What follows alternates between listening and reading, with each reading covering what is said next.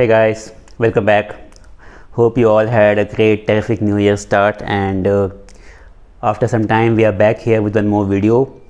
So today's topic is essentially around how to stop attrition and retain talent, okay, which is not really restricted to software engineering or any particular form of engineering. This is a general topic, I believe, which is applicable to all organizations, big or small, where attrition is high. Okay, so we are going to discuss some basic facts around attrition, like why attrition happens, why team members whom you value highly, whom the whole organization values, but still they leave, right? And then it becomes a big problem because there is a lot of dependency on those people and you have to hire new people to replace them.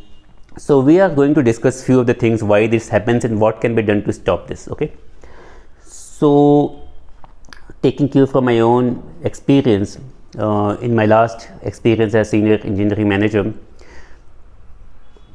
I faced very little attrition. Okay, in last 3 years of my engineering management, there was close to zero attrition.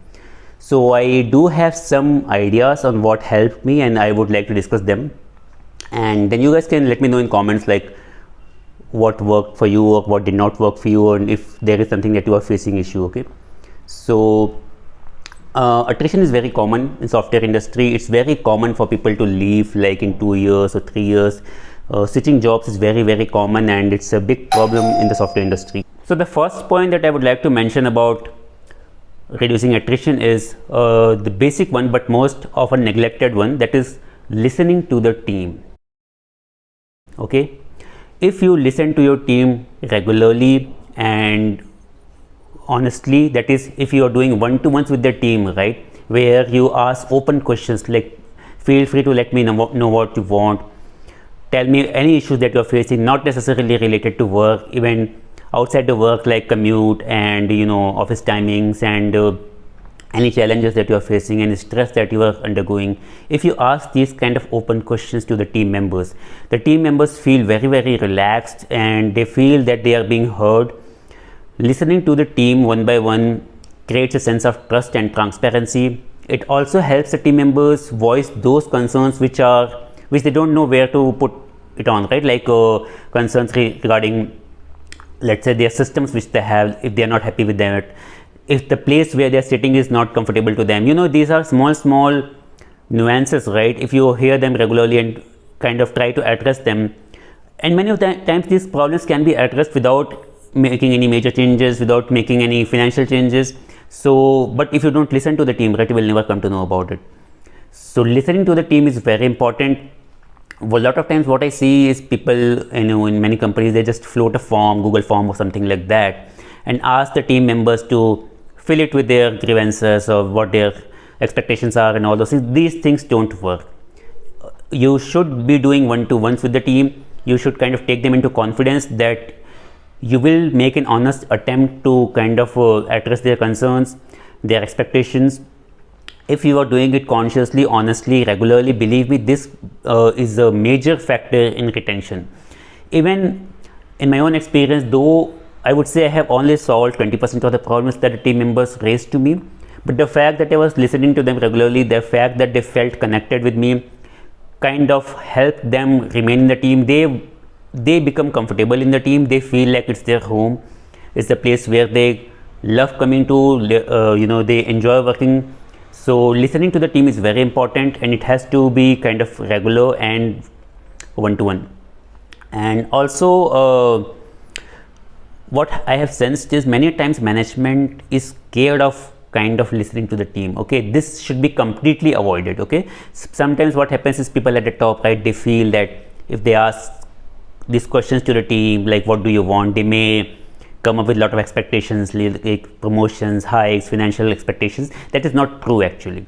Most of the times the challenges that they are facing are very varied and they have to be addressed, and if you don't address them, you are headed for attrition. Okay, so all kinds of management, whether it's a engineering company or whether it's a school, whether it's any kind of organization, right, you should always talk to the team, find out what they are going through, what kind of stress they are going through, and if you can do anything about it. So this is the most important thing I can think of. Second thing I think, which is again a major cause of attrition, is lack of growth. Once the team members start feeling that they are not learning enough and their technical growth is becoming stagnant, again it can lead to kind of a attrition, because they will jump to other companies where they can learn new technologies or new processes or new skills. So again, it's a difficult thing to manage, but there are some simple things I will tell you. Okay, first of all, let's say you have a product, okay, software product, in which is a very huge product, okay, and different team members are working on different parts of the team. You can create a setup where each team kind of presents the work which they are doing, the technologies which they are doing, and the other team members can learn from them. Okay, you don't have to go outside or to do some kind of structured training where you bring some vendors or you do some kind of certification that the team members can do by themselves. Okay, but if you can provide an environment in which all the teams are talking about the products on which they are working, the technologies which they are using, and kind of go into details, this really excites other team members, because they are learning not only the technologies but how to implement those technologies in the live product. So intra team learning, right, this is a great source of learning. Don't underestimate it. This can actually motivate your team members to stick. Also, you should keep on changing the allocations to the team member. That is, if one team member has worked on a certain technology or product for, let's say, 3-4 years or 2 years, then you should give chance to the new team members also to work on those technologies, and maybe they can shadow them, the main developers, for some time, and then they can start kind of taking control.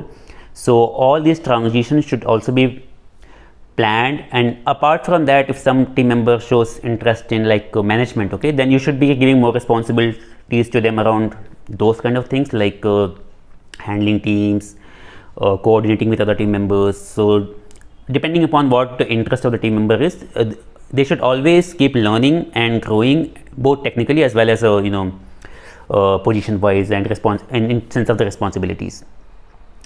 So this can also be a big boost to the team members. If they feel they are learning, they will stick with the company. Last thing I would like to discuss is onboarding new team members. What happens is, you put a lot of effort in building a good culture in your team where everyone is kind of helping each other and motivating each other. But when new team members come, right, they can disrupt the culture of the team. Okay, so you should be very careful when you are onboarding new team members, and you should have a kind of a cultural onboarding also. Okay, so when you are onboarding new team members, you should have a one-to-one with them, like this is what the team does, this is how the team works, this is how you should always be respectful towards your seniors, and don't hesitate to ask new questions. These are the forums where you can start. If you have some Slack channels or something like that where people can ask questions with freedom without any sense of being they don't feel like they're disturbing others, so introduce them to those channels. And the old team members should always support new team members. They should be more helpful towards them. When the new team members feel supported, right, they quickly adapt to the culture of the existing team, and this can also mean that they will also stick longer, and the team's overall culture remains strong and positive and vibrant. And so these are some of the main things that I wanted to discuss, which I have experienced that they actually help in reducing attrition and kind of retaining people. And do let me know in comments what else would you like to discuss around this topic, or any other topics that you would like me to cover in the next video. Thank you.